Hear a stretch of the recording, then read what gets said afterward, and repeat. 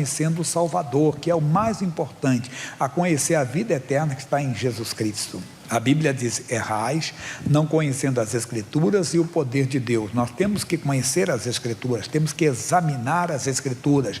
É nela que nós encontramos Deus verdadeiramente. Não encontramos Deus em outro lugar. Então, pessoal de casa, prepare-se, você vai ouvir a palavra de Deus, Deus vai se manifestar, Deus vai fazer grandes coisas no nosso meio. Agora eu queria sua atenção para a palavra. Estamos em Provérbios, capítulo 14, versículo 12. No meio da Bíblia é Salmos, depois de Salmos é Provérbios. Um versículo bem conhecido. Há caminho que ao homem parece direito. Olhando com seus olhos, você não vê erro algum. Não tem nada, entenda bem, contra a lei. Não tem nada contra a palavra de Deus. Parece que está tudo de acordo com a palavra de Deus. Há caminho que ao homem parece direito. Vamos dar um exemplo de um negócio. Você olha, não tem nada errado. Não tem nada que fira a lei, não tem nada que fira a palavra de Deus. Mesmo assim, consulte a Deus. Por quê, pastor? Nós vamos ver sobre isso. A pessoa olha com seus olhos, ela não vê erro, não vê nada de errado. Ela pode abraçar aquilo, ela pode, vamos dizer, aderir àquilo. Um negócio, como eu falei, às vezes vida sentimental, né? Você olha, não vê nada demais, mas consulte a Deus, até na vida espiritual. Por que nós devemos consultar a Deus? 1 Samuel, capítulo 16, versículo 7. 1 Samuel 16, 7.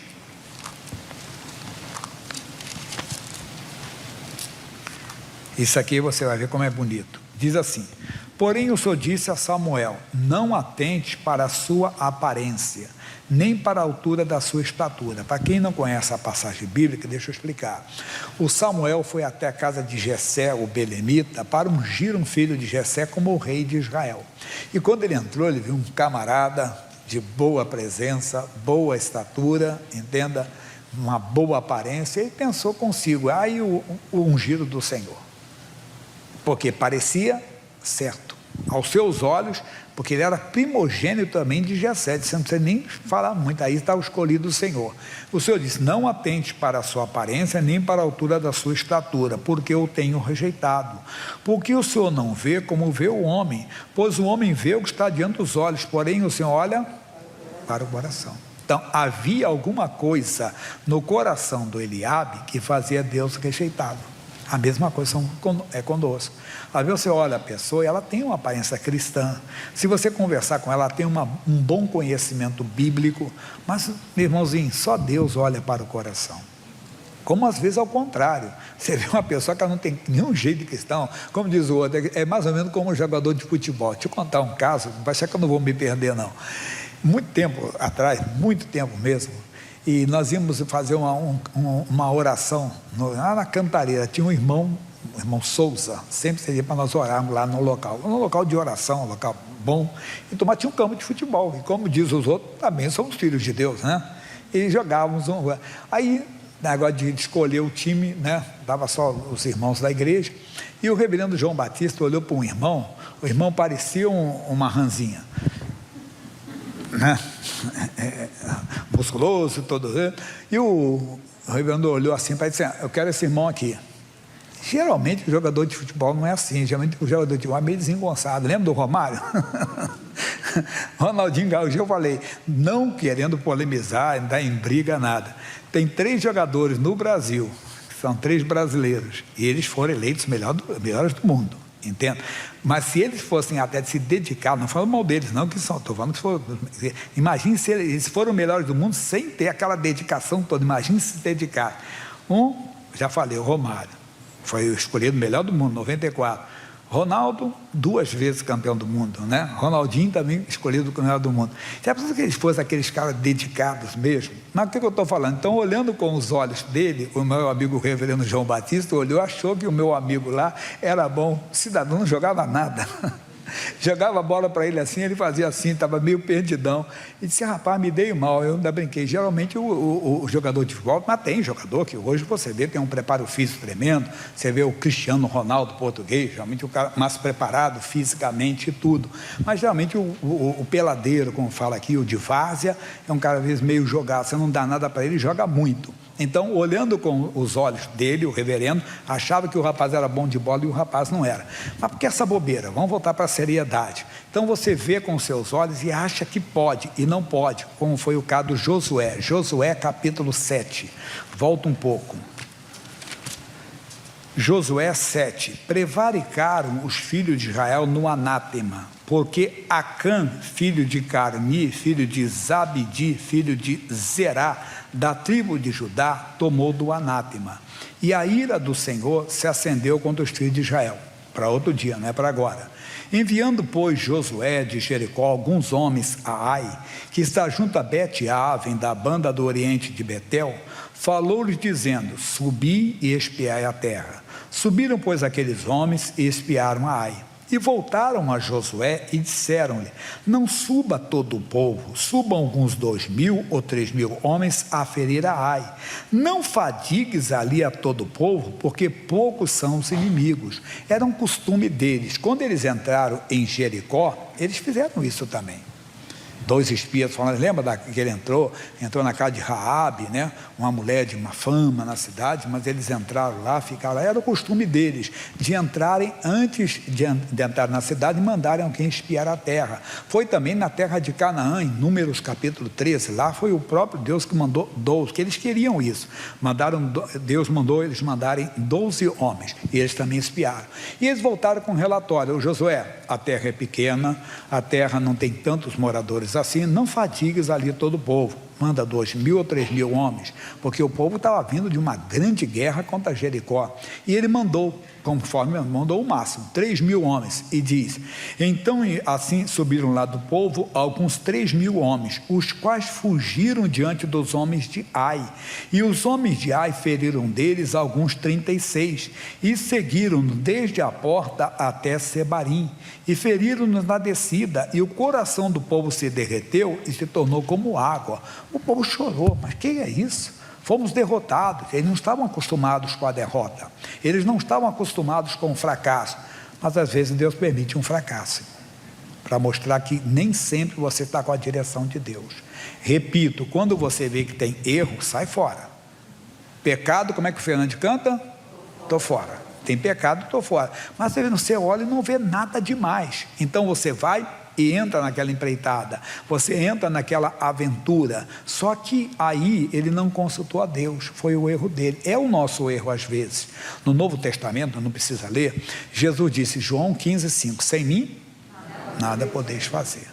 E às vezes nós deixamos Deus de fora. Ele deixou Deus de fora, ele não consultou a Deus. Aí ele foi reclamar. Então Josué rasgou as suas vestes e se prostrou em terra sobre o seu rosto perante a arca do Senhor até a tarde, ele e os anciãos de Israel, e deitaram pó sobre as suas cabeças. E disse Josué: ah, Senhor Jeová, por que com efeito fizeste passar esse povo o Jordão, para nos darem nas mãos dos amorreus, para nos fazerem perecer? Tomara nos contentáramos com ficarmos além do Jordão. Ah, Senhor, que direi, pois Israel virou as costas diante dos seus inimigos. Ouvindo isso, os cananeus e todos os moradores da terra nos cercarão e desarraigarão o nosso nome da terra. E então, que farás ao teu grande nome? Então disse o Senhor a Josué: levanta-te, porque estás prostrado assim sobre o seu rosto. Israel pecou, e até transgrediram o meu concerto que lhes tinha ordenado, e até tomaram do anátema, e também furtaram, e também mentiram, e até debaixo de sua bagagem opuseram. Irmão, Deus vê todas as coisas. Não deixe Deus de fora das suas decisões. Ainda que você saiba o que fazer, consulte a Deus, porque Deus vê o que você não vê. Josué não sabia que tinha um erro em Israel, que havia um pecado, entenda, no meio deles. O anátema é coisa que Deus condena, porque quando eles entraram lá, eles receberam uma ordem expressa: não tirem nada de Jericó, que tudo está condenado, tudo ali está condenado, mas eles não foram consultar a Deus. Se eles tivessem consultados a Deus, Deus falaria. Eu contei um caso que vocês já ouviram, contei no culto anterior, um missionário que fala, é um homem lá de Belo Horizonte. Esse homem tinha uma ótica pequena, mas com o trabalho dele ele se mantinha. E um investidor, um homem, chegou e via que o homem era trabalhador. E disse para ele: olha, eu vejo que você é trabalhador, é honesto e é sábio. Eu vou investir. Eu vou aplicar tanto aqui, vamos fazer uma ótica bem grande, entenda bem, e vamos ganhar muito dinheiro. E ele, cristão, ele falou assim: eu vou orar a Deus antes. Isso o quê? Ah, rapaz, para com esse negócio de fanatismo, que negócio de orar, que negócio de falar com Deus. Não, eu não falo nada sem falar com Deus. Ah, tá bom, vai lá sua reza. No dia seguinte chegou a Deus, falou no meu coração que eu não vou fazer essa sociedade não. Rapaz, para com esse fanatismo, que loucura é essa, que bobeira é essa? Bem, não fecharam o negócio. O homem foi e montou uma ótica em frente, não sei se foi em frente do lado, bem no local mesmo, uma ótica daquela de arrebentar com promoções que colocaria o outro no bolso. Mas investidor, ele está preocupado com isso, razão, não estou dizendo que ele está errado não, porque o investidor ele não pode usar a emoção, ele tem que usar a razão. Viu que não deu, fechou o negócio dele. E o irmão abriu uma rede de óticas. Quer dizer, aos olhos naturais, rapaz, você foi burro, você é idiota, rapaz, como é que tu vai negar? Não senti no coração, falei com Deus e Deus falou no meu coração para não falar. Mas você está doido? Porque ele leu a Bíblia e Deus falou para não fazer aquilo pela Bíblia. Então, quer dizer, para eles era loucura, mas aquilo era o caminho que Deus estava dando. Dá para entender? Então, há caminho que ao homem parece direito, mas o fim dele é o caminho da morte. O Josué fez algo, pegou os espias, olhem a terra, os espias trouxeram o relatório: Josué, a terra é pequena, não tem muita gente, não fadigues, não canses o povo, mande 2.000 ou 3.000 homens que vão lutar e vão dar conta do recado. Perderam uma batalha. Deus está dizendo para ele: levanta-te. Aí ele diz, versículo 12: pelo que os filhos de Israel não puderam subsistir perante os seus inimigos, viraram as costas diante dos seus inimigos, porquanto estão amaldiçoados. Não serei mais convosco, se não desarraigardes o anátema do meio de vós. Levanta-te, santifica o povo e dize: santificai-vos para amanhã, porque assim diz o Senhor, o Deus de Israel: anátema no meio de vós, Israel. Diante dos vossos inimigos não podereis suster-vos, até que tireis o anátema do meio de vós. Somos nós, que às vezes deixamos entrar em nós alguma coisa que achamos que não é errado, que não tem nada errado, mas não é Deus conosco. E nós perdemos as batalhas. Vamos voltar lá onde nós começamos, Provérbios, capítulo 14, versículo 12.